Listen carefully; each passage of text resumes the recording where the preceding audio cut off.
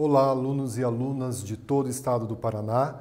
Meu nome é professor Paulo Brito. Vou estar com vocês nessa aula hoje, do 9º ano, falando sobre regime militar no Brasil, o golpe de 64 e o governo de Castelo Branco. Vamos lá, todos vocês? Então, quais são os objetivos da nossa aula de hoje? Vejam aqui, né? Ela é identificar e compreender os processos que resultaram na ditadura civil-militar no Brasil e, consequentemente, aqui no Paraná, discutindo as relações entre a memória e as narrativas históricas desse período e os casos de violação dos direitos humanos.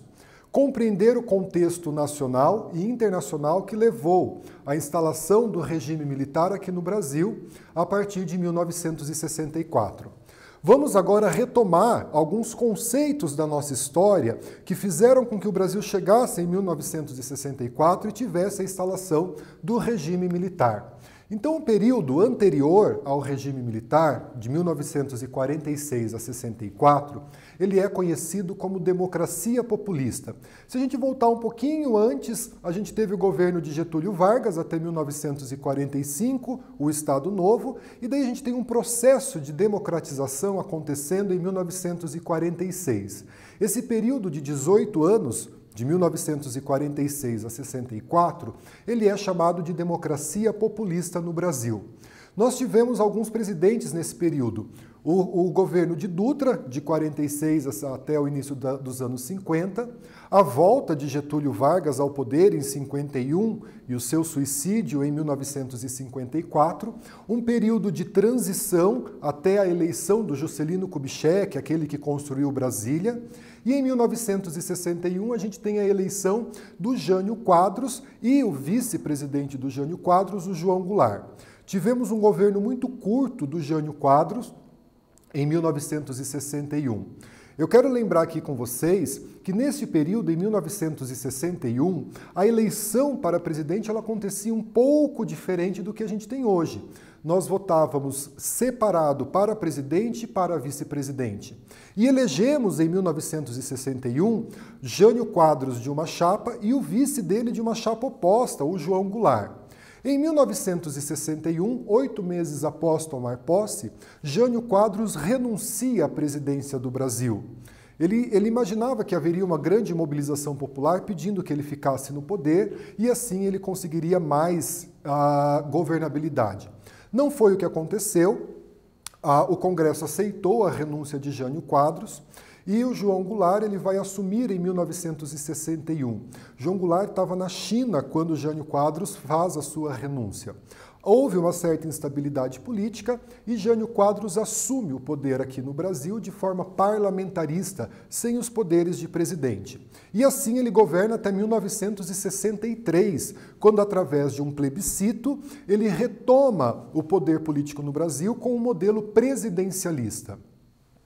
Nós vivíamos num contexto internacional a Guerra Fria, aquela bipolarização entre os Estados Unidos com o capitalismo e a União Soviética com o socialismo. Então, neste contexto, João Goulart assume a presidência do Brasil, como eu disse a vocês, de forma parlamentarista. Em 1963, ele assume de forma presidencialista. Aqui está um pouquinho do que a gente já discutiu, dessa retomada de conteúdos. E a partir de 1963 e início de 64, nós temos o auge da Guerra Fria, a crise dos mísseis acontecendo em Cuba a partir de 1962, a Revolução Cubana e o temor norte-americano, essa potência que liderava o bloco capitalista, de que o modelo de revolução comunista que aconteceu em Cuba pudesse se expandir para a América Latina como um todo. Nesse contexto, a gente vai ter, então, João Goulart, enquanto nosso presidente, realizando um comício no estado do Rio de Janeiro, em 1964, chamado Comício da Central do Brasil, onde ele propunha as suas reformas de base. Essas reformas traziam elementos que pudessem ou que poderiam ser identificados com o comunismo soviético, as reformas de base, a reforma agrária. E esse comício reúne mais de 100 mil pessoas no Rio de Janeiro, tem um impacto muito grande e as forças tradicionais, os militares, as forças conservadoras e parte da burguesia organiza uma resposta a esse comício da Central do Brasil, que é a chamada Marcha da Família com Deus pela Liberdade, isso em março de 1964. Então nós vamos ter, no dia 31 de março de 1964, o golpe civil-militar que derruba o presidente João Goulart, vai se exilar no Uruguai, instala no Brasil um período que a gente conhece como regime militar, que é o conteúdo da aula de hoje. Eu preparei aqui para vocês um quiz para que a gente possa refletir um pouquinho sobre essas questões que foram trabalhadas nessa retomada de exercício. Vamos lá para o nosso quiz, gente. Em 1963, no estado do Rio de Janeiro, o presidente João Goulart realizou o comício da Central do Brasil. A resposta veio dias após em São Paulo com a realização. Alternativa A, da passeata dos 100 mil. Alternativa B, a campanha Diretas Já. Ou alternativa C, a Marcha da Família com Deus. Vou pôr um tempo na tela, resolvam esses exercícios, retomem o que a gente estudou e eu volto logo com a resposta.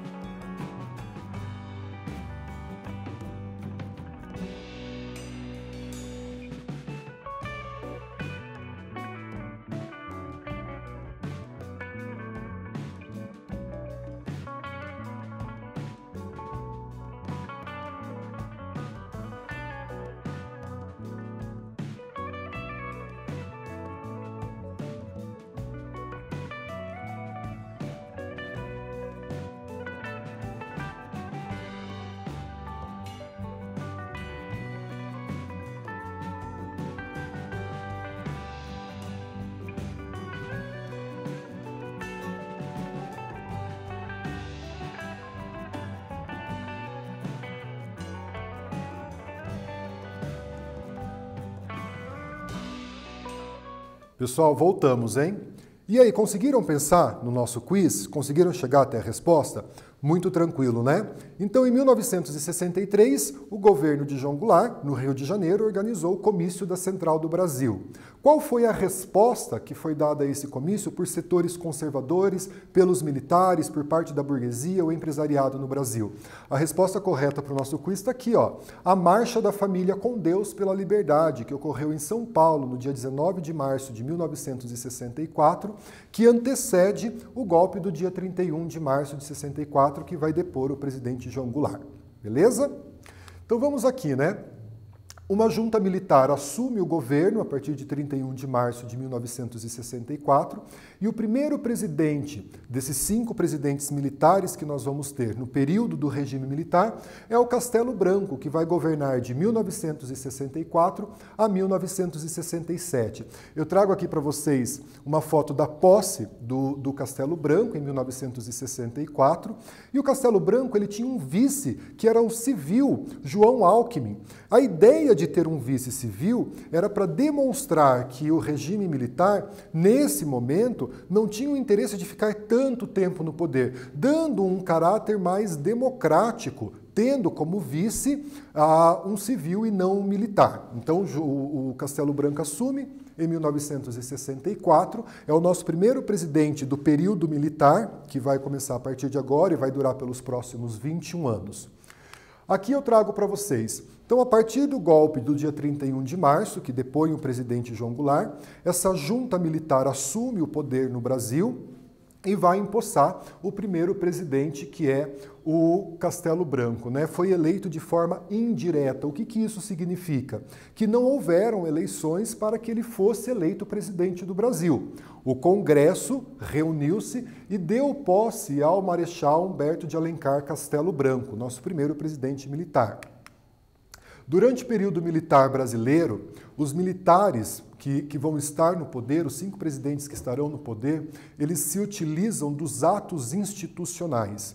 É uma manobra do ordenamento jurídico em que o presidente decreta as suas leis sem consultar o Congresso.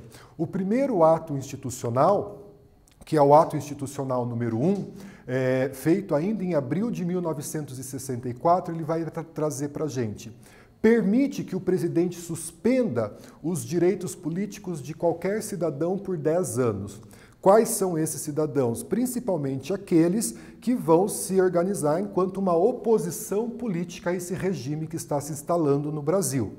Ele autorizava cassar mandatos de parlamentares. Os parlamentares que se opusessem ao governo ou que fizessem críticas ao governo que está se instalando no Brasil a partir de 64, poderiam ter os seus mandatos cassados. O que daqui a alguns anos vai acontecer durante o regime militar, a cassação desses mandatos de políticos que eram opositores ou considerados opositores ao regime militar.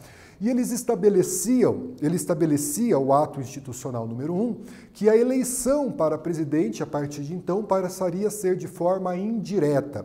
O que isso significa? Que os brasileiros não votariam mais para presidente, que o presidente seria eleito pelo Congresso Nacional, que vai indicar quem deve ser o presidente do Brasil. Havia censura política, então começa a ter uma oposição, começa a ter uma mobilização da população, de alguns políticos, para que o regime militar não continuasse no poder aqui no Brasil. Qual foi a forma, então, que o governo encontra para coibir esses atos? Através da censura política. E eu trago aqui para vocês, né? No dia seguinte ao ato, dia 10 de abril, o governo militar divulgava a lista dos 100 primeiros cidadãos com os direitos políticos suspensos. Quem eram esses cidadãos, né? Vejam que ele já traz políticos conhecidos da época da democracia populista que se opunham ao governo militar, que se opuseram ao golpe militar. Entre eles, Jânio Quadros, ex-presidente, que renunciou após 8 meses de governo, João Goulart, que sofreu o golpe em 1964, Miguel Arraes, político pernambucano, Leonel Brizola, que era um político do Rio Grande do Sul, e o próprio Juscelino Kubitschek, ex-presidente do Brasil, da República Populista. 50 deputados foram cassados e cerca de 1.200 pessoas, funcionários públicos, foram afastados da administração pública. Então, Então percebam neste momento que já havia, no início do regime militar, uma censura política se instalando no Brasil. Essas características davam ao regime militar uma conotação de ditadura, que vai ocorrer durante esse período. Tudo bem? Aqui eu trago uma foto para vocês de tanques militares nas ruas do Rio de Janeiro, já a partir de 1964. Então percebam que os militares passam a ocupar os espaços públicos, os espaços sociais, com a justificativa de manutenção da ordem aqui no Brasil. Tá? Então é uma foto que traz essa narrativa da ocupação dos espaços pelos militares, né? Não só nas esferas do poder, como também nos espaços públicos, na garantia, segundo eles, dessa ordem pública aqui no Brasil. Trago a segunda atividade para a gente. Vamos pensar um pouquinho nessa segunda atividade aqui juntos. Vou estar com vocês para a gente fazer essa atividade. Em abril de 1964, tivemos a decretação do Ato Institucional número 1. O que determinava este ato? Alternativa A, um cadastramento dos políticos opositores ao novo regime? Convocava novas eleições para presidente após a queda de João Goulart? Ou alternativa C, permitia a cassação de direitos políticos de qualquer cidadão por 10 anos? Vamos lá? Vou pôr um tempo na tela, vou junto com vocês resolver esse exercício, beleza?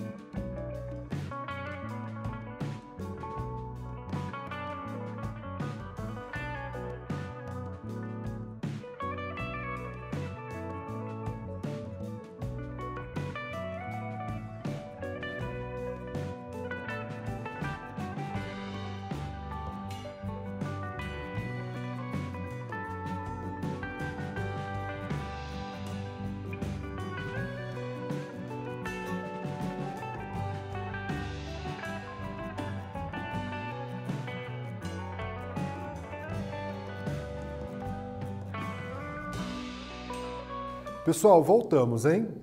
Teve o tempo para os exercícios, vamos resolver esse exercício juntos. Então veja só, né? O que dizia o primeiro ato institucional de abril de 1964? Qual a alternativa que vocês marcaram? Acompanhem comigo aqui a resposta, né? A alternativa correta, a letra C. Ele permitia a cassação de direitos políticos de qualquer cidadão por 10 anos aqui no Brasil. Então já era a instalação de uma censura política, e a gente vai ver essa censura se intensificando ao longo do regime militar. Então o ato institucional número 1 trazia essa possibilidade de cassação dos direitos políticos. Tudo bem? Vamos aqui no próximo slide. Muitos acreditavam, durante o governo do Castelo Branco, que aliás o vice dele era o José Alckmin, não João Alckmin, como eu disse a vocês. Muitos acreditavam que em pouco tempo os militares devolveriam o poder, né? Que seria só uma transição para a derrubada do João Goulart e uma restauração da democracia no Brasil, mas não foi isso que aconteceu, né? No início desse governo militar, a partir da decretação do AI-1, do Ato Institucional número 1, a gente começa a ter a perseguição de líderes sindicais, estudantes, né? Foram presos, funcionários públicos demitidos, então a gente tem um cerceamento dessa liberdade de expressão aqui no Brasil. Na política externa, uma vez que Castelo Branco e os militares derrubaram o presidente João Goulart, o Brasil ele se aproxima dos Estados Unidos, relembrando a vocês que esse é o auge da Guerra Fria, essa década de 60, né? Então, dessa bipolarização entre Estados Unidos e União Soviética, que se representava nas artes, nos esportes, na corrida espacial. Então, o Brasil se alia nessa lógica da Guerra Fria aos Estados Unidos e ao bloco capitalista, né? Vai colocar na ilegalidade os partidos políticos de oposição, principalmente os de orientação comunista, e vai romper as relações diplomáticas com Cuba. Cuba, que era o único país latino-americano que havia se aliado à União Soviética durante a Guerra Fria. Na política econômica aqui no Brasil, né, o que o regime militar começa a implantar como política econômica aqui no Brasil? O corte de gastos públicos da administração pública, aumentou os impostos aqui no Brasil para que se fizesse caixa para o governo federal, contraiu empréstimo dos Estados Unidos. Os Estados Unidos tinham várias políticas econômicas voltadas para o bloco capitalista, em que ele financiava essas construções de obras públicas, né, em uma tentativa de barrar o avanço do comunismo. Então houve esse empréstimo vultuoso, grandes quantias de dinheiro foram emprestadas dos Estados Unidos aqui para o Brasil. E eliminou a estabilidade de emprego. Naquela época existia uma lei que dava uma estabilidade de emprego após 10 anos. Então ele elimina essa estabilidade de emprego e cria o que a gente conhece até os dias de hoje como Fundo de Garantia por Tempo de Serviço, o FGTS. Vamos fazer junto aqui a atividade número 3, tá? Vocês aí na sua casa, eu aqui, a gente faz juntos. Vamos construindo esse conhecimento juntos. A atividade número 3, eu trago para vocês o seguinte: quais foram as ações tomadas no início do governo de Castelo Branco? Alternativa A, aliou-se ao bloco socialista, permitindo a atuação da União Soviética no Brasil? Manteve-se neutro em relação à bipolaridade da Guerra Fria? Ou alternativa C, aliou-se aos Estados Unidos e rompeu as relações diplomáticas com Cuba? Vou deixar um tempo aqui na tela e vamos juntos resolver esse exercício.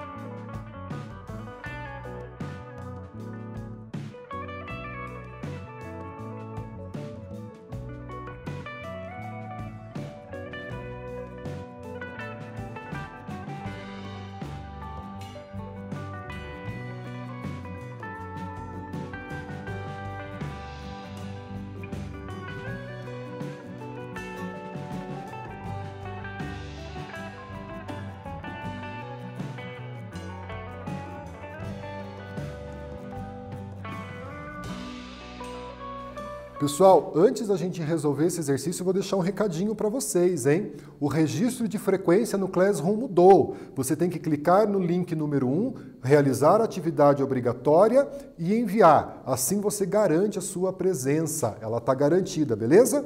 Vamos aqui, gente. Quais foram as ações tomadas no início do governo do Marechal Castelo Branco? Então, vocês tinham as alternativas. Qual a alternativa correta? A alternativa correta, letra C. Ele se aliou aos Estados Unidos, como a gente viu na lógica da Guerra Fria, e ele rompeu as relações diplomáticas com Cuba, o único país aqui da América aliado da União Soviética. Pessoal, em 1965 nós vamos ter eleições e a decretação do ato institucional número 2. A oposição, percebendo que não haveria eleições para presidente, se organizou nos estados e conseguiu vitórias importantes nos estados, né? Como em Minas Gerais, em São Paulo, de eleger uma Assembleia Estadual, eleger deputados federais e alguns governadores contrários ao regime político instalado no Brasil a partir de 1964.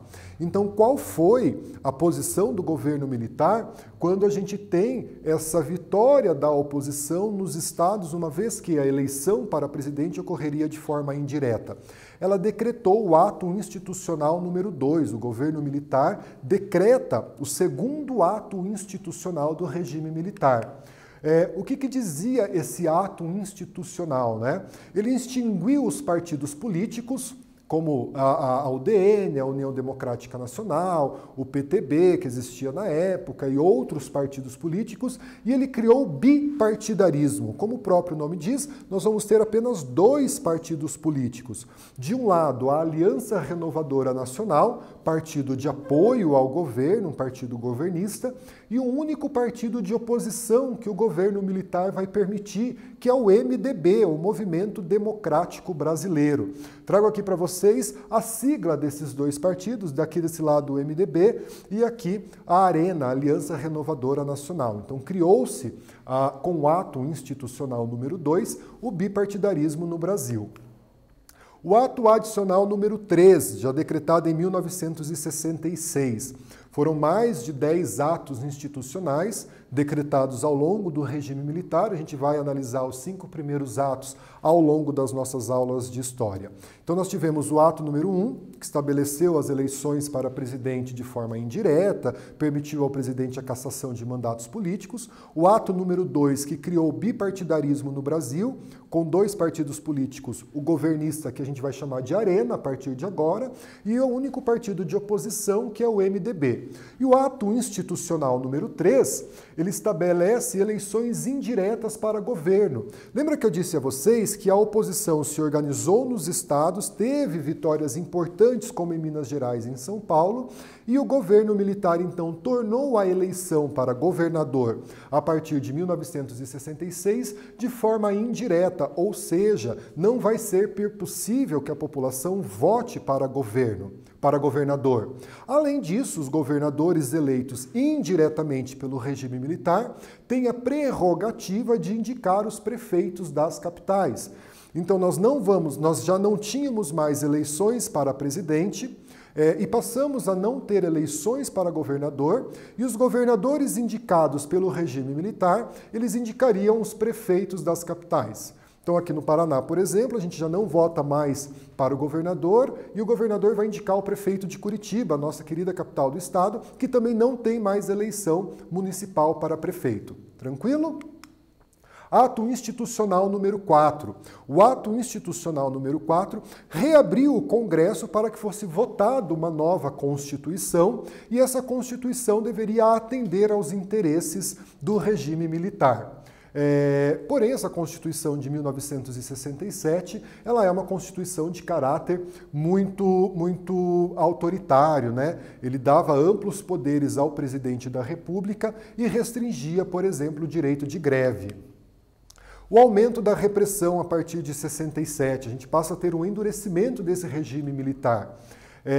Ainda durante o governo de Castelo Branco, ele vai decretar mais 2 leis.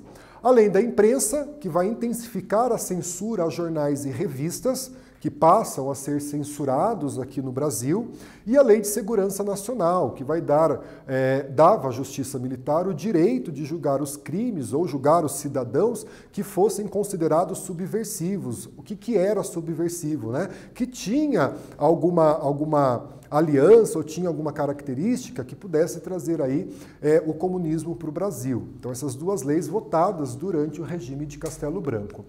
Atividade número 4 na tela para vocês. Vamos lá, gente. Sobre os atos institucionais e as leis decretadas durante o governo Castelo Branco, podemos afirmar que: alternativa A, houve aumento da liberdade de expressão garantido na Constituição, votada em 1967. Letra B, a lei de imprensa intensificou a censura? Ou alternativa C, foi estabelecido o pluripartidarismo? Tempo na tela, vamos resolver esse exercício agora.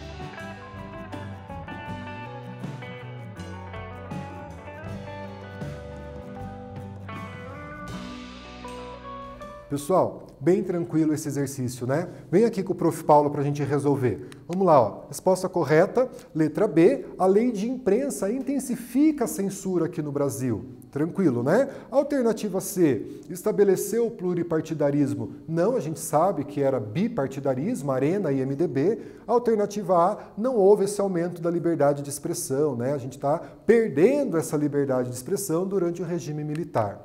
Pessoal, vamos aqui para as nossas considerações gerais, né? Vamos encaminhando aí para o fim da nossa aula de história sobre regime militar. O regime político instalado no Brasil, a partir da deposição do presidente do João Goulart, foi chamado de regime militar ou período militar, nós vamos ter o endurecimento de algumas leis que vai retirando os direitos da população de fazer greve, de fazer oposição política, de se manifestar contra o governo que se instala no Brasil a partir de 64, né? O governo passa a decretar através de decretos e atos institucionais, e nessa aula nós analisamos alguns desses atos institucionais, como o AI-1, que vai decretar as eleições indiretas para presidente, o AI-2, que vai extinguir o pluripartidarismo no Brasil e vai instalar no Brasil o bipartidarismo, apenas 2 partidos políticos, a Arena governista, a Aliança Renovadora Nacional, e o MDB, Movimento Democrático Brasileiro. O AI-3 vai estabelecer as eleições indiretas para governo. A gente lembra, né, que a oposição, não podendo disputar a presidência do Brasil, se organiza nos estados, tem vitórias importantes em alguns estados do Brasil, fazendo com que o governo militar editasse, decretasse o ato institucional número 3, tornando as eleições para governo de forma indireta e esses governadores eleitos indiretamente, indicando os prefeitos das capitais no Brasil. O ato institucional número 4 convoca o Congresso Nacional para votar uma nova Constituição de 1967 de caráter autoritário. Nós temos também a Lei da Imprensa, que vai censurar os jornais e revistas aqui no Brasil. Então, eu já não posso mais publicar aqui no Brasil reportagens que critiquem o governo federal. Então, há essa censura, né? Os censores passam a frequentar as redações dos jornais para saber o que seria publicado, né? E a Lei da Segurança Nacional. Essa Lei da Segurança Nacional dava o direito à justiça militar, que antes só julgava os crimes militares, de julgar os cidadãos considerados pelo regime militar cidadãos subversivos ou que tivesse qualquer aliança ou atitude que pudesse ser considerada comunista, né? Vamos lembrar que a gente está aí no contexto da Guerra Fria, então acreditava-se que havia uma ameaça comunista aqui no Brasil, então nós vamos ter essa Lei da Segurança Nacional. Trago uma charge para vocês sobre a Lei da Segurança Nacional, é uma charge do Fortuna, né, sobre a Lei da Imprensa, feita em 1966, em que ele traz aqui, né, algumas reportagens que, segundo a crítica que a charge faz, o nosso meme da época, né, que essas reportagens foram retiradas do jornal porque elas poderiam, de alguma forma, criticar o governo. Tá? Então tem essa charge aqui para vocês. Pessoal, na próxima aula nós vamos estudar o governo que sucedeu o Marechal Castelo Branco, que é o governo Costa e Silva. Tá? Então a gente vai, na próxima aula de história, entender um pouquinho mais aí da continuidade desse regime militar acontecendo no Brasil. Tá bom? Foi um prazer estar nessa aula com vocês. Espero que vocês tenham gostado. Encaminhem as dúvidas para os professores de vocês que estão lá no Classroom. Fiquem com Deus, fiquem bem, cuidem-se. Um abraço grande do professor Paulo e até a próxima aula.